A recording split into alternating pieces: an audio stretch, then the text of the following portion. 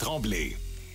Bienvenue à cette deuxième heure de l'émission. Aux États-Unis, on étudie sérieusement l'idée de couper aux enfants les antidépresseurs et les médicaments pour le TDAH. Vous avez bien entendu. Est-ce qu'on prescrit trop de médicaments aux enfants? C'est un dossier dont on parle, c'est un sujet dont on parle beaucoup, même ici.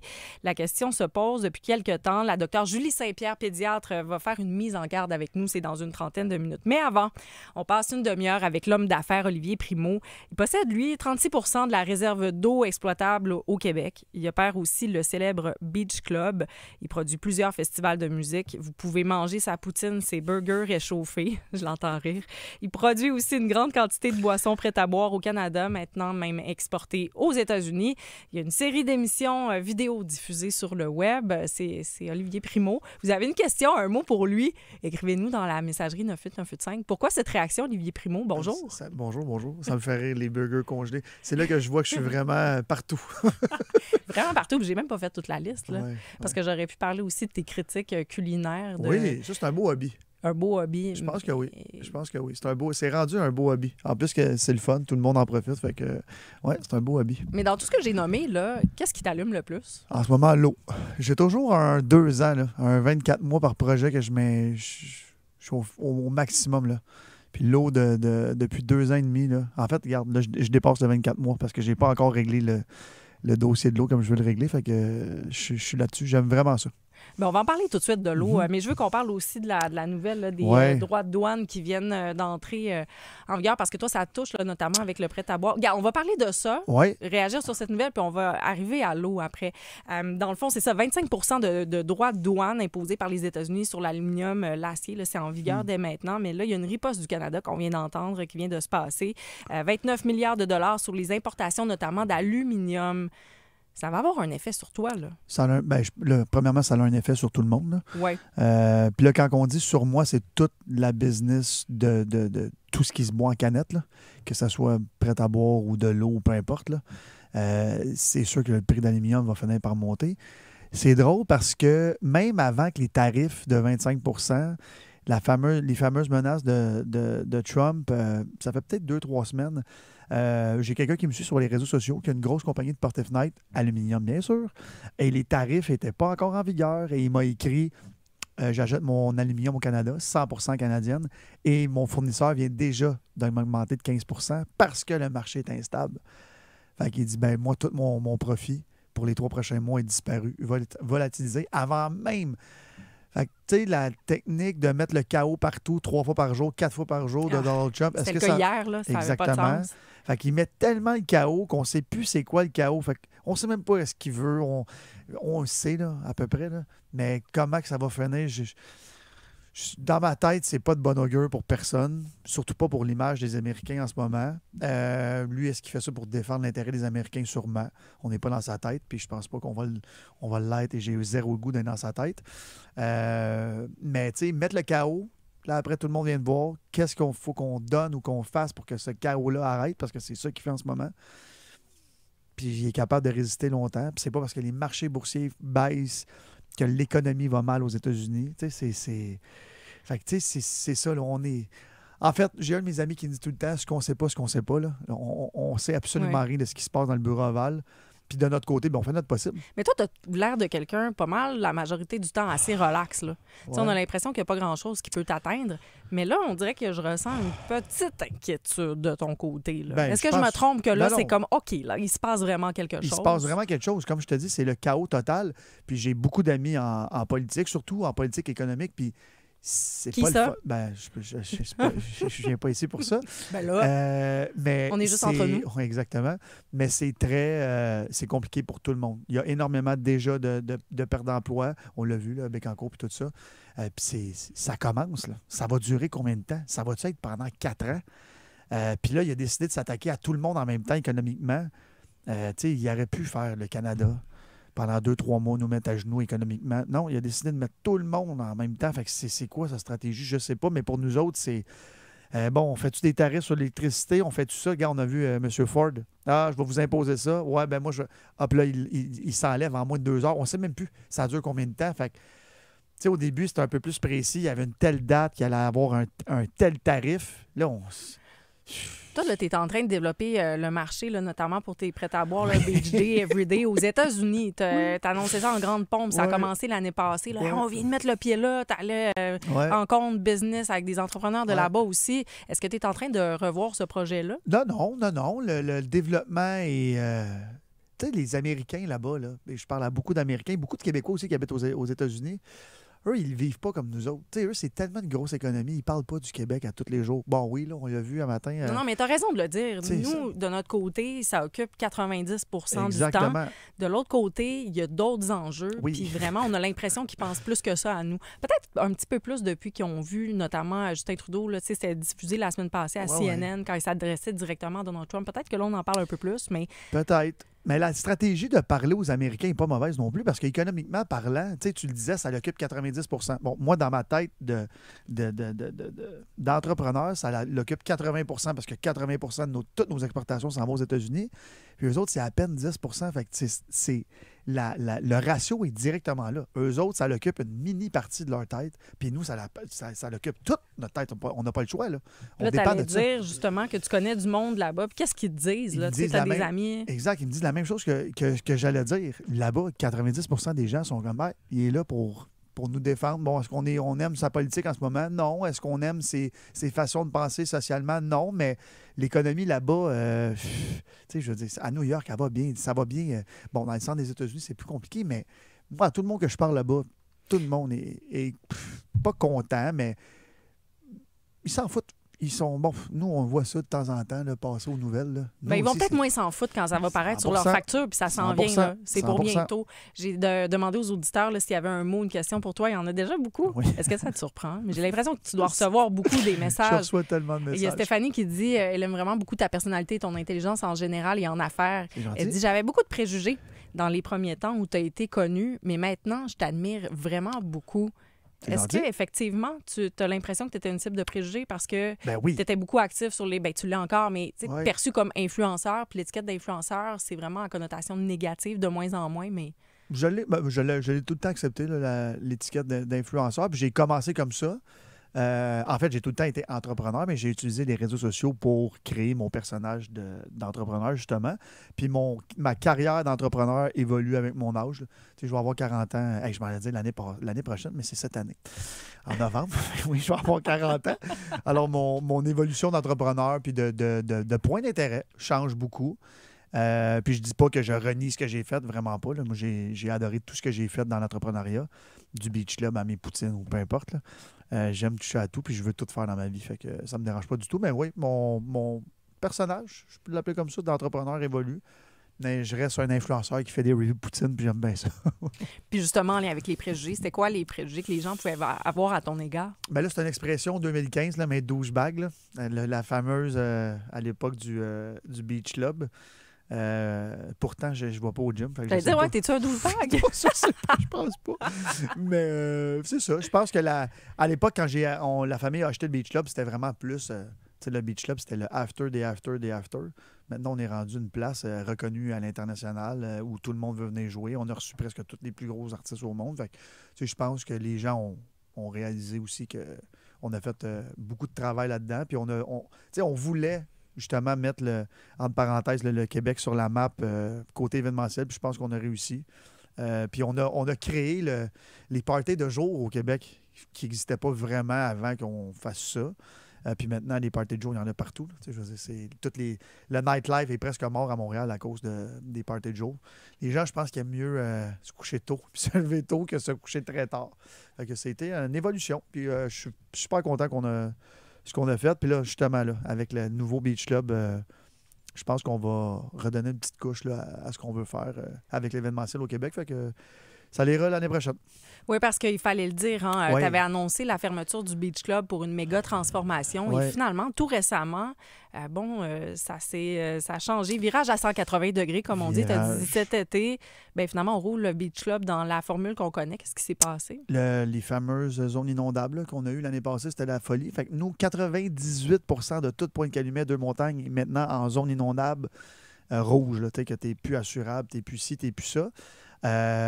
Et on n'a aucune réponse de personne, du gouvernement. Puis en fait, la ville, on est très proche avec eux autres, mais eux appellent le gouvernement pour savoir c'est quoi la carte finale. On l'a-tu? Parce que nous, à Pointe-Calumet, on construit une digue de 38 millions de dollars. Et quand ils ont refait la carte, c'est comme ça n'existait pas. Fait que, tu sais, nous, notre paysage est vraiment rendu moins beau qu'il était pour justement protéger. Ben oui. Mais là, c'est comme ça compte pas. Ça compte plus. Fait que tous les gens qui se sont construits grâce à ça, qui ont acheté une maison grâce à ça, maintenant, tu tombes en zone inondable à 100 %. Fait que là, c'est compliqué. Là. Fait que cette année, on fait une année éponge. Là, bon, jeu de mots. Une année éponge dans la zone inondable. Tout tourne autour de l'eau, hein? Tout tourne autour pour de toi. l'eau. Fait que c'est ça. On est là-dessus. Parce que le projet, c'est de construire éventuellement. Mais là, c'est comme si je construis, tu deviens promoteur immobilier. Puis là, c'est difficile à vendre. Si tu es en zone inondable, c'est pas assurable. C'est comme c'est pas possible. Je comprends. Il n'y a rien. Tu peux rien faire avec ça. Exactement. Mais je te montrerai après. J'ai tous les nouveaux plans là, qu'on était supposé de faire cette année. C'est magnifique.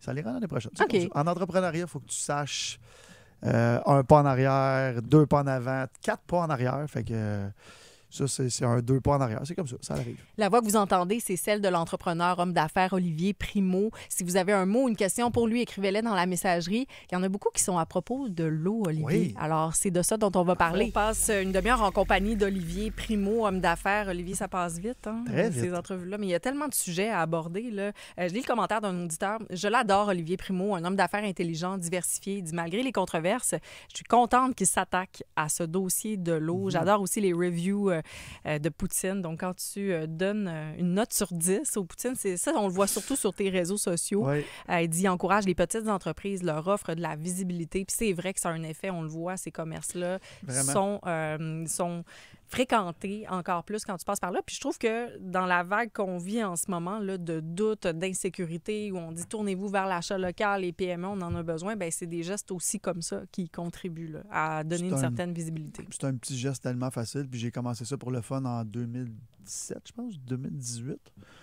Puis j'essaie d'en faire au moins une vingtaine par année. Fait que c'est bon. Puis quand maintenant, les gens ils me suggèrent juste des places incroyables. Fait que, tu sais, quand j'arrive en quelque part, je le sais que ça va être bon. Puis là, les gens m'accueillent, puis là, ils me parlent avant, puis là, quand est-ce que tu vas diffuser ça? Puis il faut qu'on se prépare, si c'est une grosse note. Fait que, tu sais, quand je finis habituellement, quand c'est une énorme note, je vais leur dire. Puis là, il faut que... Mais maintenant que tu trouves pas ça bon, tu fais quoi? Je le pose pas, je le publie pas. OK, c'est ça. Il y en a combien que tu n'as pas pu publier? Une bonne vingtaine. T'es sérieux? Ouais. Ben, en fait, quand je donne en bas de... Là, c'est vraiment... Là, on est dans le détail, là, mais en bas de 7 sur 10, je le donne plus parce qu'à l'époque, j'avais donné un 5,6 à nos amis de chez Ashton. Je vous salue, à Québec. Je veux pas repartir la guerre de la poutine de Québec, mais j'avais pas donné une bonne note parce que je voulais donner une note honnête, mais là, j'ai vu tout le drame que ça avait fait, parce que là, tu t'attaques à une institution québécoise chez Ashton. Fait que j'ai décidé qu'en bas de 7, je le donnais plus. Puis même 7, maintenant, les gens, ils m'envoient tellement dans des bonnes places que, tu sais, j'ai fait, ça fait déjà 3 semaines, là, Mademoiselle Inès à Québec. Puis là, elle a fait le tour des médias, tout ça. Elle a, je pense, fait x5 ou x6 sa business. Fait que, est-ce que tu réalises à quel point tu as de l'influence? Oui, c'est assez capoté quand tu y penses. Oui, maintenant, je le réalise. Fait que je sais que quand je vais en quelque part et que je donne une grosse note comme ça, je sais que les gens, parce que, tu sais, il y a plein d'influenceurs de nourriture au Québec, puis en fait, partout sur la planète. Mais, tu sais, je sais pas. Ça doit être parce que ça fait longtemps que je fais ça. Là. Ça fait déjà 5-6 ans. Fait que les gens ont confiance puis ils veulent voir si j'ai du goût parce qu'il y a beaucoup de monde qui vont l'essayer après qui me disent « Ah, moi, je n'aurais pas donné cette note-là. » C'est les critiques des critiques. Exact, c'est les critiques des critiques. J'ai dit qu'on allait parler de l'eau. Oui. Il y a plusieurs questions à ce sujet-là du côté des auditeurs. Puis je trouve ça agréable parce qu'ils ont envie qu'on en parle. Ils sont là. Enfin, il y a quelqu'un... Écoute, je suis contente qu'on parle de l'eau, qui est une de nos grosses puissances. D'abord parce que tu possèdes 36 % des réserves d'eau exploitables au Québec. Permis de captation, en fait. Permis de captation. C'est entre 33 et 36, là, ça dépend les permis là, que tu comptes, là, mais énormément d'eau. Là.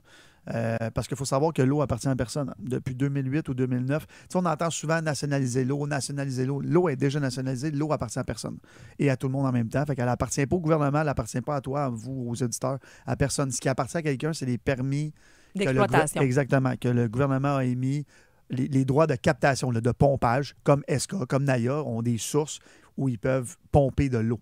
Fait que c'est ça qui vaut cher. Combien ça t'a coûté? Ben à l'époque, nous, on a acheté ça pour, je pense, c'est 8 millions. Ça ne coûtait rien. En fait, c'est encore rien. Là, ça vaut peut-être, je sais pas, je pense ce matin 70 ou 72 millions parce qu'on est une compagnie publique. What? Mais, Excusez, mon expression, what? Mais Quoi? en même temps... Mais voyons donc. Oui, mais en même temps, c'est encore rien. C'est de l'eau. C'est la ressource naturelle. C'est le pétrole, là, en ce moment, là, ça va être ça. C'est pas si, c'est quand il va manquer d'eau ou l'eau. Il faut savoir que nous, c'est des permis de captation d'eau de source. Fait que nous, c'est le sirop d'érable de l'eau. L'eau potable? Non, pas de l'eau potable. L'eau potable, là, c'est les grands lacs, c'est de l'eau potable. On la filtre un peu, puis elle devient potable. Nous, c'est de l'eau que tu prends avec ton verre, puis tu peux boire tout de suite. C'est de l'eau de source, là. Filtrée dans la roche. Ça prend un petit filtre au charbon, là, comme on a à la maison Brita, puis l'eau, elle devient 100% pure. Là. Fait que, nous, c'est l'eau divine là, qu'on appelle. Là. Fait que le Québec, on regorge de cette eau-là. Puis c'est ça. Fait que là, nous, nos permis nous permettraient, parce que je pompe zéro en ce moment, de pomper 3,4 milliards de litres d'eau à tous les années. Juste pour vous dire, c'est quoi 3,4 milliards de litres? C'est ce que consomme en eau potable par année pour boire tous les Canadiens et Canadiennes dans une année. C'est un petit peu moins, je pense, c'est 3 milliards. Fait qu'on a de l'eau, je ne veux pas dire à l'infini parce que c'est pas à l'infini, mais on a énormément d'eau au Québec. Tout ce que tu dénonces, en fait, parce que tu dénonces aussi par le biais de cette acquisition-là, c'est qu'on fait rien avec notre eau. En fait, ce que je dénonce, c'est que quelqu'un comme moi peut acheter de l'eau. Ça n'a pas de bon sens, on s'entend. Puis l'autre affaire, ce que je dénonce, c'est que nous, là, ça coûte à peu près 2 milliards aux contribuables, là, plus ou moins là, par année, entretenir tout le réseau d'aqueduc, la filtration, là, dans toutes les villes, tout ça. Et nous, on permet à des compagnies comme Aquafina ou comme Dasani de prendre l'eau du robinet qu'on paye, nous, avec nos taxes, nos impôts, et on leur permet de la remettre dans une bouteille, de fermer le bouchon et de la revendre. Ça n'a aucun bon sens. C'est nous qui payons pour ça. Là. Puis là, dernièrement, le gouvernement a augmenté un petit peu la redevance là, par million de litres, là, qui est encore pas assez haut. Là. Mais il y a énormément de pays sur la planète embouteiller de l'eau de robinet, c'est illégal. Il faut que ça soit de l'eau de source. Il y a beaucoup de pays en Europe aussi. Fait que, nous, on a de l'eau, énormément d'eau. On le voit, là. Moi, je crie de tout ça depuis 2 ans. Là, on m'écoute de plus en plus parce que l'eau, c'est vital. Mais on voit avec Trump, là, il parle de notre eau. Et là, Carney, quand il a été assermenté pour être chef, ou pas assermenté, excusez le terme, quand il a gagné la chefferie, il en a parlé. Ils veulent nos ressources, ils veulent notre eau. Tout le monde veut notre eau. C'est la vie. Est-ce que tu penses que Donald Trump va te lâcher un petit coup de fil, coudon? Ben, c'est mon cauchemar qui m'appelle pour me dire. Mais il faut savoir que. Tu y as pensé? Ben non, mais l'eau ici, là, on est une compagnie publique, là, nous. Là. Prime, là, qui détient ces permis de captation d'eau-là, tout le monde peut venir l'acheter demain matin, puis j'aurais pas un mot à dire. Là. C'est ce qu'il faut que tout le monde comprenne.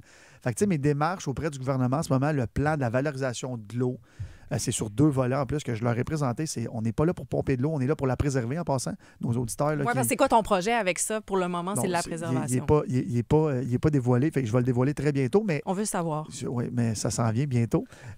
Mais dans ça, il y a la préservation de notre eau. C'est super important. Il y a beaucoup de monde qui m'écrivent ça n'a pas d'allure, qu'est-ce que tu vas faire avec notre eau? C'est triste ce que je vais dire, mais c'est plus notre eau. C'est privé, l'eau. SK appartient à des Américains. Naya appartient à un fonds ici. Privé, c'est des compagnies privées qui possèdent les permis de captation d'eau. C'est ça, là. Tu me regardes comme ça, mais l'eau n'appartient plus au... Oui. Ça veut dire que toi, là, puis je ne sais pas à quel point tu as à cœur le Québec puis le Canada, je me doute que oui. Énormément. Mais tu pourrais avoir une bonne offre qui te provient de l'autre bord. Puis là, tu disais, toi, ce que tu as acheté là, à l'époque, il n'y a pas si longtemps, 8 millions, qui en vaut pas loin peut-être de 75-80 millions. Puis c'est une ressource, c'est une des ressources les plus importantes dans le monde. Là. On pourrait arriver et dire, ben nous, là, on donne 200 millions, on donne 1 milliard. Mais c'est déjà arrivé, puis j'ai dit non. Je pourrais aller, là, on appelle ça dans le jargon économique, aller shopper dans un fonds d'investissement américain ou une grande banque ou dans les Émirats ou partout. Puis c'est fini, nos permis ne nous appartiennent plus. Là, après, le gouvernement pourrait retirer ces permis-là. Mais là, ça va être en cours. Puis là, ça va être expropriation cachée. Puis là, ils vont payer des milliards pour racheter les permis. Ça finira plus. Le but, quand je vais voir le gouvernement...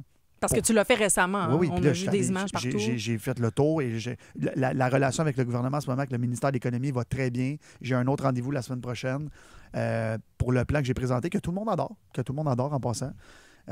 Et tout le monde me dit « Ah, pourquoi qu'on n'y avait pas pensé avant? » Fait que le plan que j'ai présenté, je crois, et je vais voir le gouvernement parce que je veux redonner ça.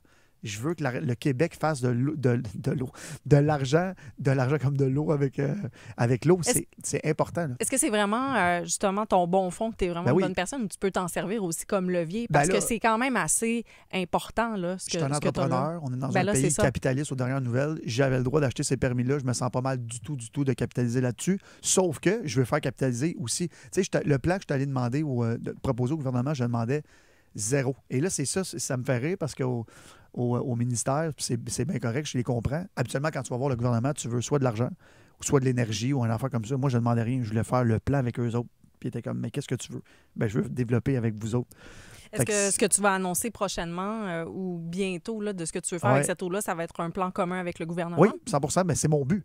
Là, si le gouvernement ne veut pas, ben là, je peux le faire au privé. Puis ça, c'est pas encore attaché là, à ce que je comprends. C'est pas du tout attaché. On est en négociation en ce moment. On présente, on a des contre-arguments, puis c'est bien correct.